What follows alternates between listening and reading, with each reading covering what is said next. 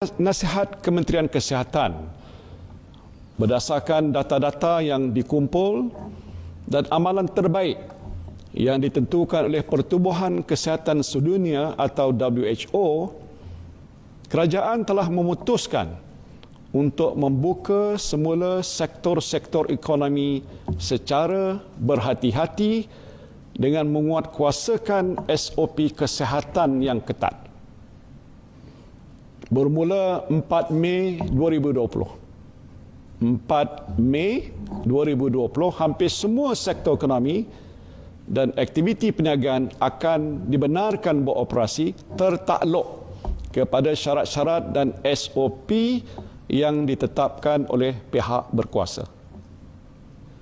Saya katakan hampir semua kerana masih ada beberapa kategori industri dan perniagaan yang tidak diizinkan untuk beroperasi. Dan ini adalah perniagaan atau aktiviti yang melibatkan perhimpunan ramai dan sentuhan badan di mana penjarakan sosial sukar dikawal. Antaranya panggung wayang, pusat karaoke, pusat refleksologi, pusat hiburan, kelab malam, taman tema, bazar Ramadan, bazar Aidilfitri atau karnival jualan dan semua bentuk persidangan dan pameran.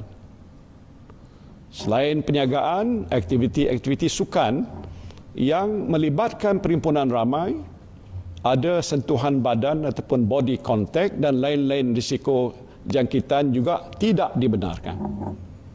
Nah, ini apa dia? Termasuk sukan bola sepak, rugby, renang di tempat awam dan semua acara sukan indoor dan stadium.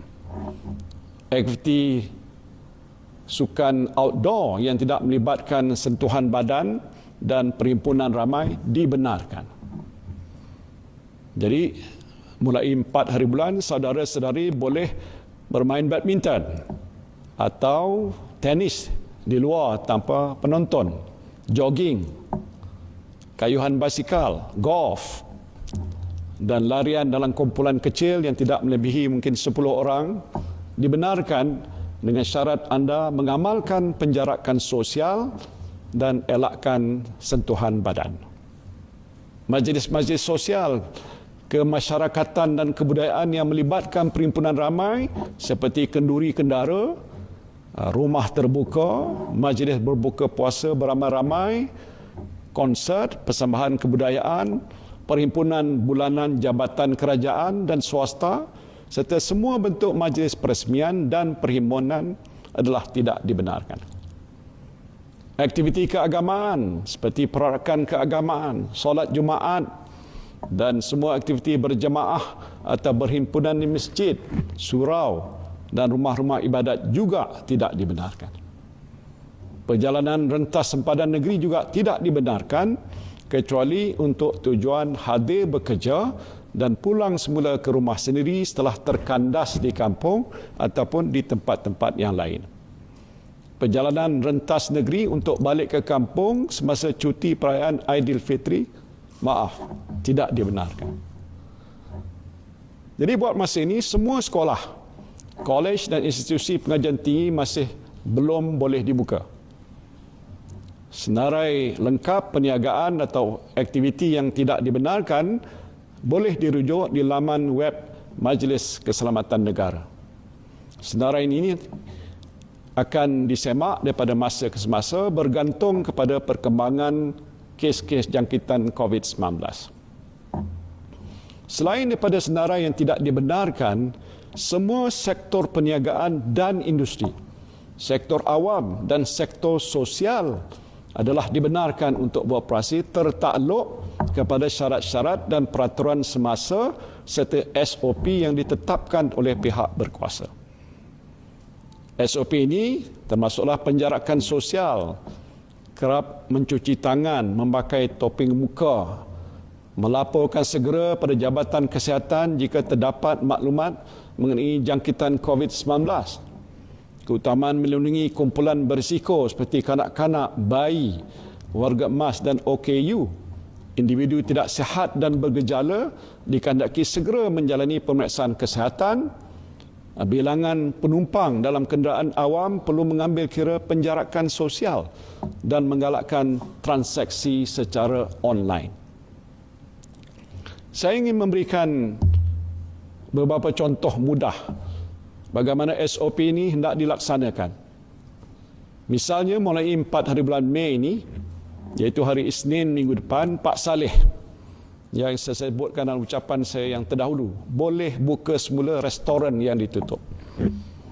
Jadi dalam sehari dua ini, Pak Saleh boleh pergilah ke restoran untuk bersihkan restoran, bersihkan pinggan, sudu, periuk dan lain-lain alat memasak, susun meja dan kerusi dan beli stok barang-barang mentah. Pastikan meja disusun dengan jarak sekurang-kurangnya 2 meter antara satu meja dengan meja yang lain. Ini penting supaya di tengah-tengahnya ada ruang yang agak luas untuk pelanggan dan pekerja lalu dan ada jarak yang selamat antara pelanggan yang makan di situ. Untuk pastikan penjarakan sosial ketika pelanggan makan, Pak Saleh boleh letak notis di setiap meja hanya 1 orang. 2 orang ataupun 3 orang dibenarkan makan bergantung pada saiz meja. Kalau meja kecil mungkin 1 orang ataupun 2 orang saja dibenarkan, biasanya 4 orang. Kalau meja besar mungkin 3 orang atau 4 orang, biasanya 8 orang. Ini Pak Saleh kena tentukan. Keduanya, buatkan garisan di lantai depan kaunter bayaran. Ukur garisan sekurang-kurangnya 1 meter antara satu sama lain. Inilah untuk memastikan pelanggan beratur dengan jarak sekurang-kurangnya 1 meter di depan ataupun di belakang pelanggan yang lain ketika mereka hendak membuat bayaran. Ketiganya, sebagaimana biasa, sediakanlah hand sanitizer di kaunter bayaran. Pelanggan yang dah bayar boleh gunakan hand sanitizer ini untuk bersihkan tangan. Sediakan jugalah sabun ataupun hand wash yang mencukupi di tempat basuh tangan. Ketiganya, beli penyembur pembersih meja yang mencukupi. Setiap kali selepas pelanggan makan, beritahu pekerja supaya bersihkan meja cepat-cepat sebelum pelanggan lain duduk di situ. Keempatnya, beli face mask. Face mask macam ni. Beri kepada pekerja dan pastikan mereka pakai topeng muka ni atau face mask ni setiap masa.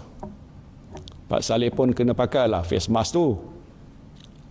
Kelima, pada hari pertama restoran dibuka, seboleh-bolehnya periksa suhu badan pelanggan sebelum dia dibenarkan masuk ke restoran. Boleh guna alat pengimbas suhu yang sesuai untuk periksa suhu badan pelanggan. Keenam, catat nama dan nombor telefon pelanggan.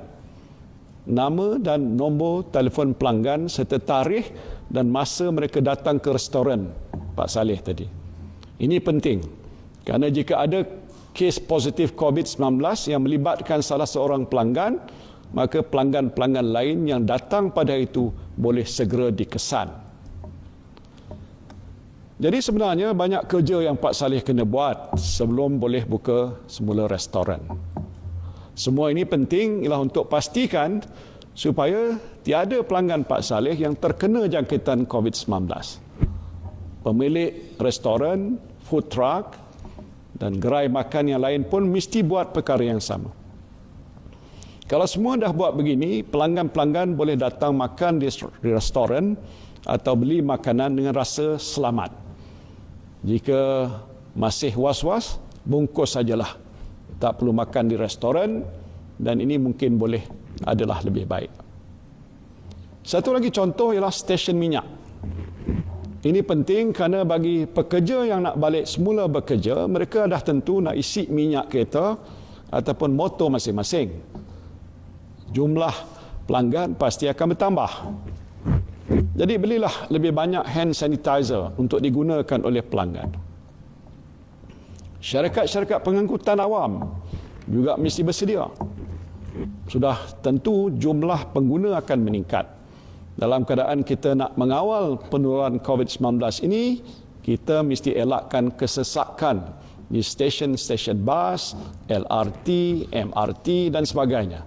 Mesti ada tindakan diambil oleh pengendali syarikat pengangkutan awam untuk kawal pergerakan orang ramai.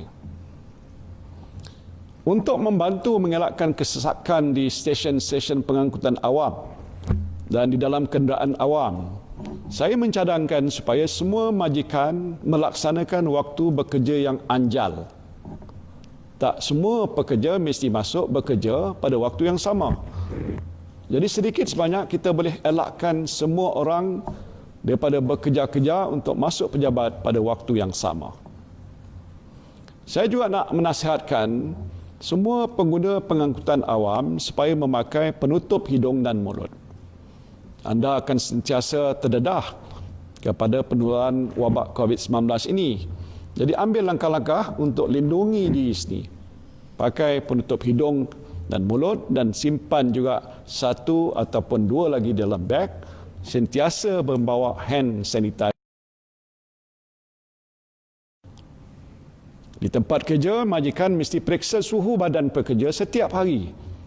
Kalau suhu badan itu tinggi, nasihatkan pekerja supaya balik atau pergi ke klinik dengan segera. Selain itu, anda sebagai pekerja pastikan meja, kerusi dan peralatan yang digunakan di pejabat sentiasa bersih. Elakkan sentuhan ataupun body contact dengan rakan sekerja yang lain. Ini adalah antara langkah-langkah yang mesti dibuat untuk lindungi diri anda daripada jangkitan COVID-19 ini. Mustahillah saudara-saudari boleh berkurung dalam rumah untuk selama-lamanya. Saudara-saudari perlu juga keluar untuk bekerja, berniaga, membeli barang-barang keperluan harian.